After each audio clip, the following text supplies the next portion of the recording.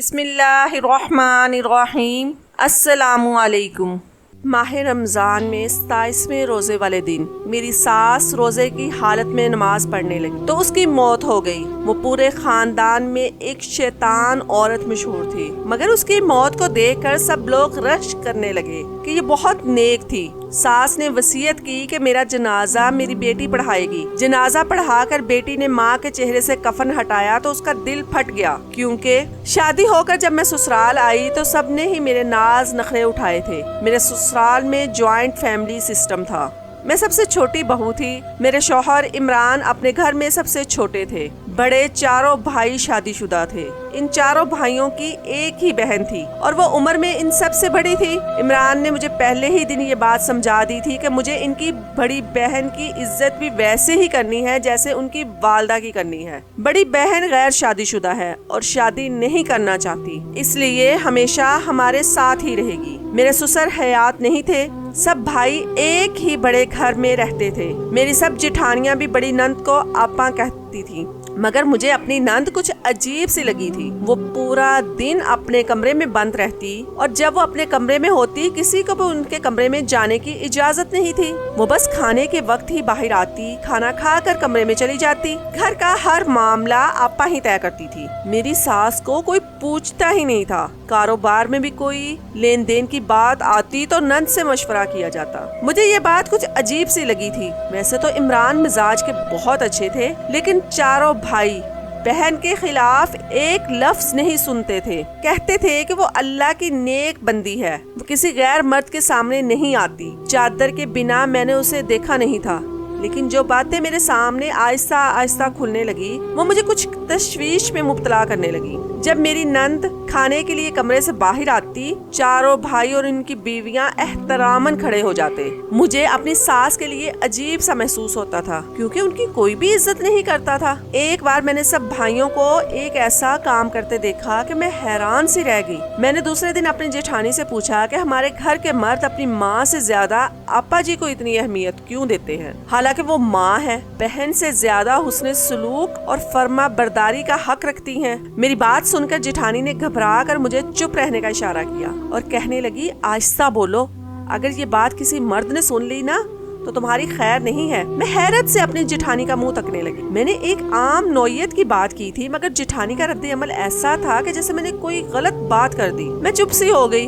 عمران میرا بہت خیال رکھتے تھے۔ ایک دن میں نے ان سے ذکر کیا کہ آپ اپنی ماں سے زیادہ بہن کو اہمیت کیوں دیتے ہو۔ میری بات سن کر عمران کا چہرہ سرخ ہونے لگا۔ وہ مجھے قہر بھری نظروں سے دیکھنے لگے۔ کہنے لگے، میری بہن کے بارے میں ایک لفظ بھی مت کہنا، وہ بہت نیک اور پارسا ہے، وہ جتنی قابل عزت ہے ہم اس کا اتنا احترام نہیں کر پا رہے۔ مجھے عمران کا غصہ دیکھ کر سمجھ آ گیا کہ جیٹھانی نے مجھے کیوں منع کیا تھا۔ ایک روز سب بھائیوں نے کچھ رقم اپنی بہن کے سامنے رکھی۔ کہنے لگے کہ اپنے برکت والے ہاتھ اس پر رکھ دو، ہم نے یہ پیسہ کاروبار میں لگانا ہے، آپ کے ہاتھ سے برکت ہوگی، اگر ان پیسوں پر آپ کے ہاتھ لگ گئے تو ہمیں نفع ہوگا۔ میں یہ دیکھ کر حیران رہ گئی تھی کہ میری نند نے کچھ پڑا اور پیسوں پر پھونک ماری۔ یہ بات مجھے کچھ درست نہیں لگی تھی۔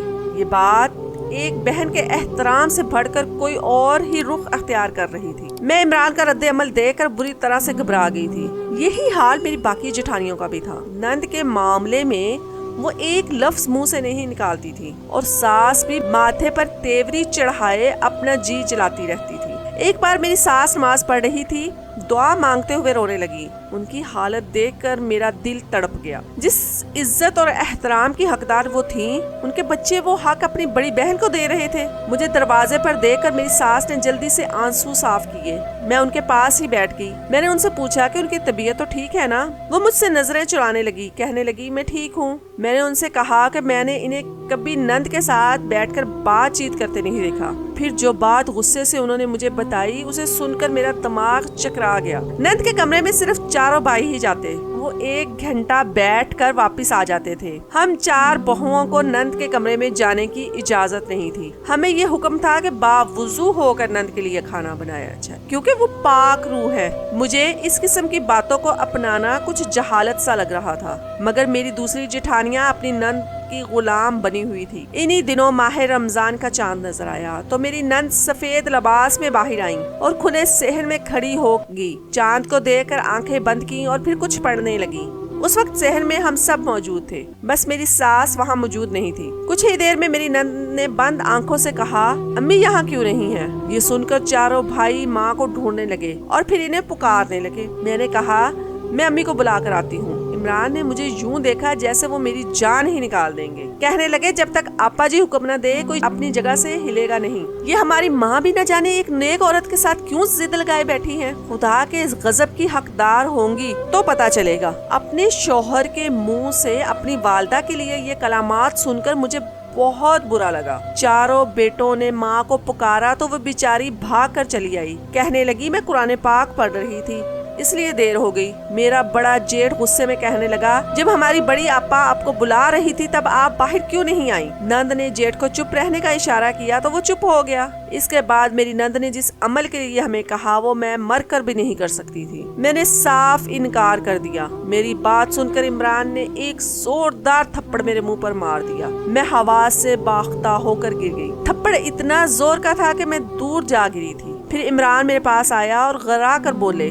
आइंदा तुमने इनकार किया तो मुझसे बुरा कोई नहीं होगा। आहिस्ता आहिस्ता सभी मुझे घूरते हुए अंदर चले गए। मेरी नंद भी जा चुकी थी, बस मेरी सास वहीं रह गई। मैं तो यूं थी जैसे कोई बेजान मुजस्मा हो। मेरी सास ने मुझे पानी पिलाया, मेरे आंसू साफ किए और कहने लगी, ये औरत नहीं डाइन है, डाइन। पता नहीं खुद को क्या समझती है, लेकिन एक दिन मैं इसका राज फाश कर दूंगी। मेरी सास ने गुस्से से ये अल्फाज अपा जी के लिए कहे थे। आज शाम मुझे अपनी किस्मत खराब होने पर रोना आ रहा था। उस वक्त मेरी नंद ने सबको कहा था कि सब घर वाले मेरे हाथ का बोसा लेकर अपनी आंखों पर लगाएं। मैं इन बातों को नहीं मानती थी, फिर मैं ये अमल जबरन क्यों करती। सबसे पहले मेरी सास ने आपा जी के हाथ को बेबसी से पकड़कर चूमा और आंखों को लगाया। मेरी सास के चेहरे से साफ लग रहा था कि वो ये सब हालतें मजबूरी में कर रही हैं। फिर बारी बारी सब भाइयों ने यही अमल दोहराया, लेकिन मैंने इनकार कर दिया, जिसका नतीजा मेरे गाल पर इमरान की उंगलियों के निशानात की सूरत में मौजूद था। उस वक्त मुझे अपनी सास अपनी सबसे बड़ी हमदर्द लग रही थी। उस दिन भी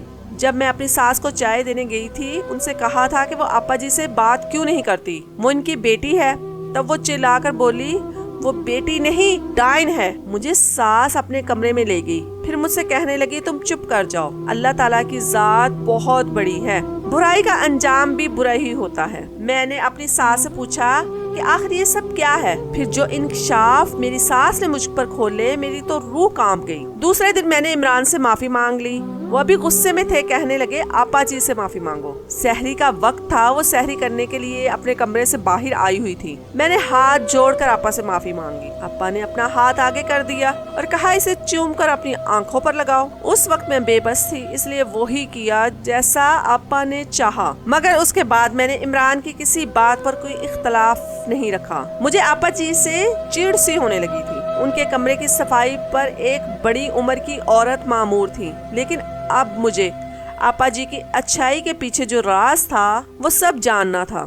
जो कुछ मेरी सास ने मुझे बताया था उसकी हकीकत क्या है। इसलिए मैंने उसे काम करने वाली को 1000 का नोट थमाया और उसे अपने कमरे में छुपा दिया। फिर उसके कपड़े खुद पहन लिए और उसका दुपट्टा ओढ़ कर आपा जी के कमरे में चली गई। मुझे देखकर आपा जी कहने लगी, तूने अपना चेहरा क्यों छुपा रखा है? मैंने आवाज कुछ भारी से निकाल कर कहा कि मैंने आज एक गुनाह किया है और आप पाक औरत है। मैं आज आपको अपना गुनाहगार चेहरा नहीं दिखाना चाहती। रात को अपने रब के हजूर तौबा करूंगी, तभी आपके सामने अपना चेहरा खोलूंगी। आपा मेरी बात सुनकर चुप हो गई। मैं काम करने लगी। आपा ने कहा, वो नहाने जा रही हैं, मैं कमरा साफ करके बाहर चली जाऊं। मैंने अस्बात में सर हिला दिया। वो वॉशरूम चली गई। उनके कमरे में वैसे तो अगरबत्तियां लगी हुई थी, मगर एक अजीब सी बदबू आ रही थी। मैंने जल्दी से सफाई की और फिर सामने रखे कुरान पाक के पास आ गई। वो एक कपड़े के गिलाफ से लिपटा हुआ था। मैंने जैसे ही उसे खोला, उस वक्त मेरा कलेजा फट गया। उस औरत का रूप इतना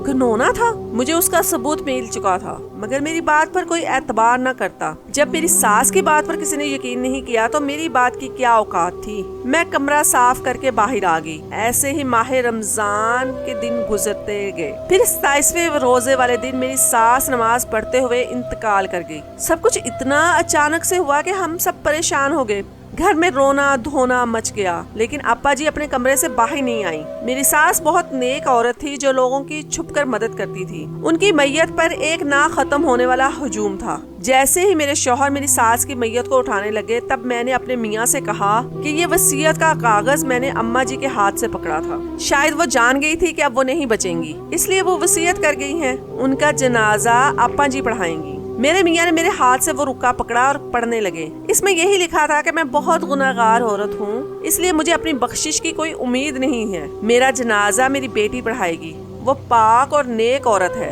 شاید کہ اسی وجہ سے میری بخشش ہو جائے۔ یہ بات سن کر سب بھائی اس بات پر رضامند ہو گئے۔ حالانکہ بہت سے سمجھدار لوگوں نے انہیں کہا کہ عورت جنازہ نہیں پڑھا سکتی، مگر ہمارے گھر کے مردوں کا یقین بس آپا جی پر ہی تھا، اس لیے چاروں بھائی آپا جی کے کمرے میں چلے گئے۔ انہیں اپنی والدہ کی وصیت سنائی، لیکن آپا جی نے منع کر دیا کہ وہ جنازہ نہیں پڑھائیں گی، مگر بھائیوں نے ان کی منت سماجت کی تو وہ مان گئی۔ وہاں موجود لوگوں کے منہ کھلے کے کھلے رہ گئے۔ جس دن مجھے عمران نے تھپڑ مارا تھا، میری ساس مجھے اپنے کمرے میں لے گئی، پھر مجھ سے کہنے لگی کہ یہ عورت میری بیٹی نہیں ہے، اصل میں یہ میرے شوہر کی پہلی بیوی کی بیٹی ہے۔ جب میری ساس کی شادی ہوئی تب آپا 15 سال کی تھی۔ میرے سسر نے اپنی پہلی بیوی کو طلاق دے دی کیونکہ وہ کالے عملیات کرتی تھی اور اپنی بیٹی یعنی آپا کو بھی سب سکھا چکی تھی۔ طلاق کے بعد آپا کی سگی ماں یہ گھر چھوڑ کر چلی گئی، مگر آپا کو اس کے والد نے یہیں رکھ لیا۔ جب میری ساس کو آپا جی نے اپنے والد کے ساتھ خوش دیکھا تو وہ ان سے نفرت کرنے لگی۔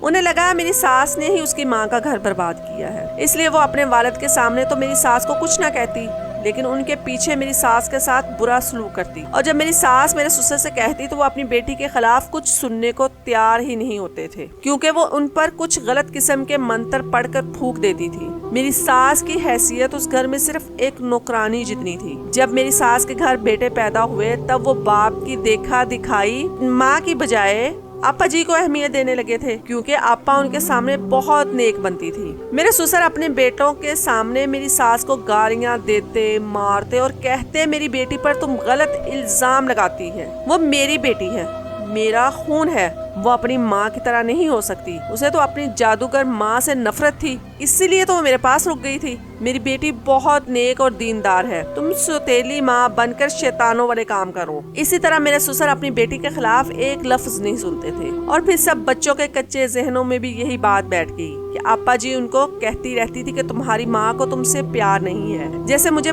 برا بلا کہتی ہیں ایسے ہی تم لوگوں کو بھی، تم لوگوں کی بھی میرے باپ سے برائیاں کرتی ہیں۔ سب بھائیوں کے ذہنوں میں یہی بات بیٹھ گئی اور وہ اپنی ماں سے نفرت کرنے لگے۔ جب میری ساس نے دیکھا کہ میرا شوہر اپنی بیٹی کے بارے میں کچھ سنتا ہی نہیں تب وہ چپ ہو گئی۔ جب آپا 22 سال کی ہوئی تو میری ساس نے سسر سے کہا کہ اب اس کی شادی کر دینی چاہیے۔ میری ساس کو یہی لگا تھا کہ شاید یوں ان کی جان آپا جی سے چھوٹ جائے گی، مگر آپا جی نے کہا وہ اپنی ساری زندگی اللہ تعالیٰ کے لیے وقف کر دیں گی اور شادی کبھی نہیں کریں گی۔ ان کے والد یہ سن کر خوش ہو گئے اور اسے اعلیٰ مرتبے پر بٹھا دیا۔ اب تو ساس نے بالکل ہی چپ سادھ لی تھی۔ بھائیوں کے دل میں بھی بہن کی اہمیت بڑھ گئی۔ سب کہتے دیکھو ہماری بہن اللہ سے کتنی محبت کرتی ہے۔ وقت کے ساتھ ساتھ آپا جی کے چرچے عام ہونے لگے۔ بھائیوں نے بھی باپ کی طرح آپا جی کو ہی اہم سمجھ لیا تھا، اس کے خلاف ایک لفظ نہیں سنتے تھے۔ آپا جی کا مقصد میری ساس کی زندگی کو اجیرن بنا کر اپنی ماں کا بدلہ لینا تھا۔ اسی چکر میں وہ اپنی زندگی برباد کر چکی تھی، شادی نہیں کی تھی اور اب خود بھی بڑھاپے کی دہلیز پر قدم رکھ چکی تھی۔ جب میری ساس نے مجھے یہ بتایا تب مجھے اپنے کانوں پر یقین نہیں آیا تھا، اس لیے جب میں آپا جی کے کمرے میں صفائی کرنے لگی تو اپنی آنکھوں سے دیکھ لیا قرآن پاک کے غلاف میں موجود قرآن پاک نہیں تھا، بلکہ کسی کالے جادو کی منتر والی کتاب تھی جو وہ پڑھتی تھی۔ آپا نے سب کو اپنے قابو میں کر رکھا تھا، بھابھیوں کو غلام بنا رکھنا چاہتی تھی۔ جیسے ساری زندگی میری ساس پر حکمرانی کی تھی، وہ تینوں آپا جی کی مرضی کے خلاف ایک قدم نہیں چلتی تھی۔ میری ساس آپا جی کا راز فاش کرنا چاہتی تھی۔ جب میری ساس کا انتقال ہو گیا تو میں بہت روئی، میری ایک یہی تو ہمدرد تھی، آج وہ بھی جا چکی ہیں اور اب آپا جی اپنے اصل چہرے کے ساتھ سب کے سامنے آ چکی تھی۔ وہ جب بھی قرآن مجید کی سورت پڑھنا چاہتی تو ان کے منہ سے منتر نکلنے لگتے تھے، کیونکہ انہوں نے ساری زندگی منتر ہی پڑھے تھے۔ یہ سب دیکھ کر چاروں بھائیوں کے رنگ اڑ گئے، لوگوں کی سرگوشیاں شروع ہو گئی، سبھی آپا جی کو ناگواری اور ناپسندگی سے دیکھ رہے تھے۔ آپا جی کو قرآن مجید کی کوئی صورت نہیں آتی تھی، وہ سب کے سامنے کالے جادو والے منتر پڑھ کر شرمندہ کھڑی تھیں۔ پھر اسی وقت میری ساس اٹھ کر بیٹھ گئی۔ اصل میں میری ساس مری نہیں تھی، بلکہ یہ سب پلان ہم دونوں نے مل کر بنایا تھا۔ ताकि आपा जी का चेहरा बेनकाब किया जा सके। मेरी सास को जिंदा देखकर वहाँ खड़े मजमे की चीखें बुलंद हो गईं। फिर मेरी सास ने आपा जी की सारी हकीकत सबको बताई। मेरे जेठ और मेरा शौहर शर्मिंदगी से अपनी नजरें नहीं उठा पा रहे थे। आपा जी जल्दी से अपने कमरे में भाग गई। उनका राज फाश हो चुका था। सब भाई आपा के कमरे में चले गए। आपा अपनी माँ को फोन पर सब बता रही थी। सबसे बड़े भाई ने कहा, आपा तुम अपना सामान पैक कर लो, तुम अब यहाँ नहीं रह सकती। बेहतर है जिस माँ से फोन पर बात कर रही हो उसी के पास चली जाओ। हमें अफसोस है, हमने तुम्हें इज्जत के इस मर्तबे पर पहुँचा दिया जिसकी तुम हकदार नहीं थी। अगर तुम आधे घंटे में बाहर ना निकली तो हम लोग तुम्हें धक्के देकर इस घर से बाहर निकालेंगे। आपा जी कुछ नहीं बोली थी। आपा ने खामोशी से सामान पैक किया और फिर जाने लगी तो बाहर शहर में आकर मेरी सास को देखने लगी। फिर हंसकर कहने लगी, तुमने मेरे साथ जो धोखा किया है, देखो मैं तुम्हारा क्या हाल करूंगी। इस खुली धमकी पर मेरे जेठ ने आपा जी के मुंह पर थप्पड़ रसीद कर दिया। वो कहने लगा, तुम हमें जितना बेवकूफ बना सकती थी बना चुकी हो, अब यहाँ से चली जाओ। हमने तुम्हारी वजह से अपनी सगी माँ के साथ